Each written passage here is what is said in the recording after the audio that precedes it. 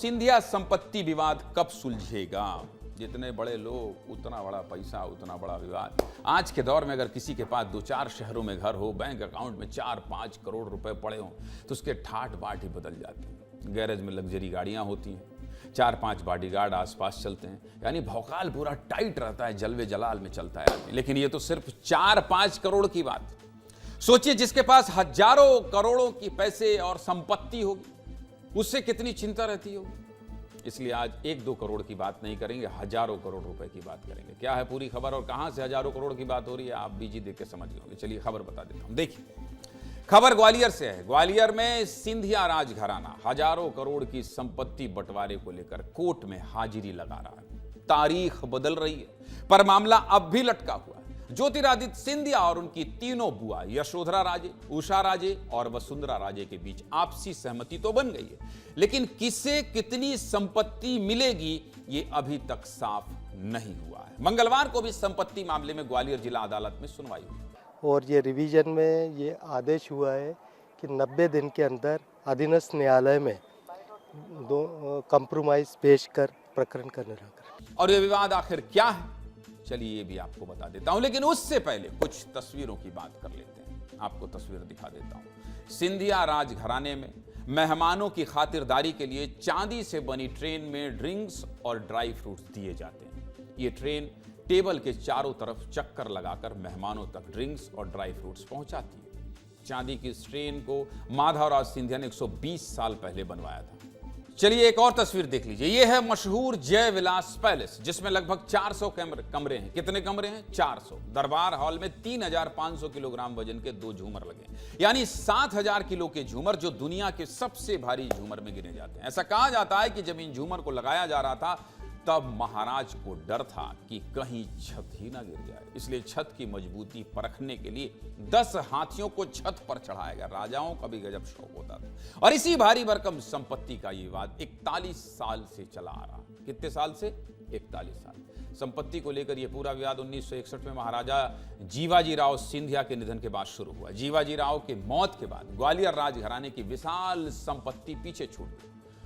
उस समय संपत्ति के बंटवारे को लेकर कोई वसीयत सामने नहीं मिली। उसके बाद 1984 में राजमाता विजयाराजे सिंधिया ने हिंदू उत्तराधिकार कानून के आधार पर संपत्ति के बंटवारे की प्रक्रिया शुरू की। एक हिस्सा अपने पास रखा, दूसरा हिस्सा बेटे माधवराव सिंधिया को दिया और तीसरा हिस्सा परिवार के अन्य वारिसों के लिए रखा, जिसमें उनकी बेटियां पद्मावती राजे, उषा राजे, वसुंधरा राजे और यशोधरा राजे शामिल थी। लेकिन इसके 1 साल बाद 1985 में राजमाता विजयाराजे सिंधिया और माधवराव सिंधिया के बीच राजनीतिक मतभेद गहरा गया। इसके बाद राजमाता ने एक नई वसीयत बनाई, जिसमें पहले के बंटवारे को बदल दिया गया। यहीं से विरासत का विवाद और गहरा गया, जो आज तक अदालतों में अलग अलग मुकदमों के रूप में चलता रहा है।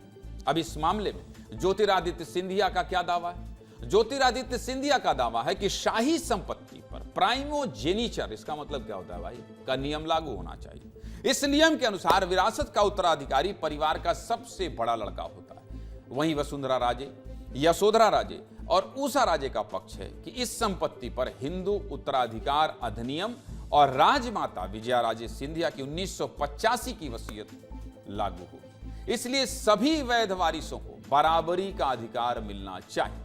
ग्वालियर का सिंधिया राजघराना देश के सबसे बड़े और पुराने राजघरानों में से एक है। इस राजघराने की पहचान सिर्फ राजनीति से नहीं, बल्कि इसके महलों, जमीनों और शाही संपत्ति से भी है। लेकिन सवाल है, आखिर सिंधिया राजघराने के पास कितनी संपत्ति है, कितने महल हैं, कितनी जमीन है और कितना सोना चांदी है? ये सब सुनने देखने के बाद में आपके मन में होगा ना कि भाई कितना पैसा है जो आपस में लड़ रहे हैं परिवार के लोग। देखना चाहते हैं? देखिए,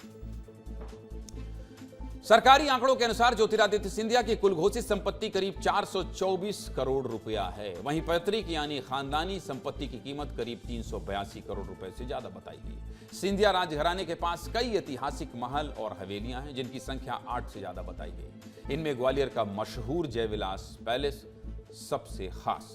अगर जमीन की बात करें तो कृषि भूमि की कीमत करीब 199 करोड़ रुपए, जबकि आवासीय संपत्ति की कीमत करीब 163 करोड़ रुपए बताई गई। अब बात करते हैं शाही खजाने की। सिंधिया परिवार के पास करीब 29 किलो सोना बताया गया है, जिसकी कीमत करीब 41 करोड़ रुपए। और सुनिए, सिंधिया परिवार के पास करीब 728 किलो चांदी के बर्तन भी हैं, जिनकी कीमत करीब 6 करोड़ 88 लाख रुपए बताई गई। इसके अलावा बैंक में करीब 22 करोड़ रुपए से ज्यादा और शेयर निवेश में करीब 12 करोड़ रुपए से ज्यादा की संपत्ति है।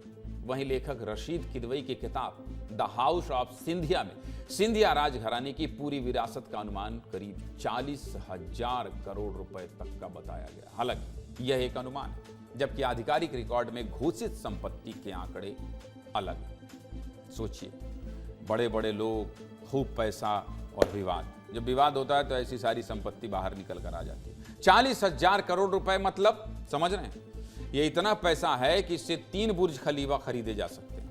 800 से 1000 तक राफेल जेट की डील हो सकती है। 40,000 करोड़ गोवा जैसे राज्यों का 1 साल का बजट है। मतलब बहुत पैसा है। सिंधिया राजघराने पर किताब लिखने वाली रशीद किदवई का क्या कहना है, आपको सुनवाते हैं, सुनिए।